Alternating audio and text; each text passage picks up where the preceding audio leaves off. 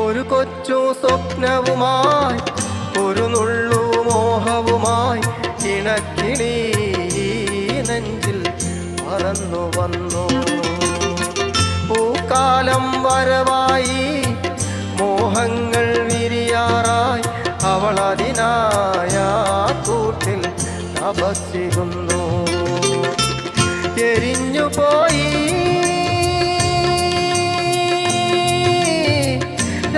പാടി പെണ്ണിൻ കനവുകളും ആ കാട്ടുതീ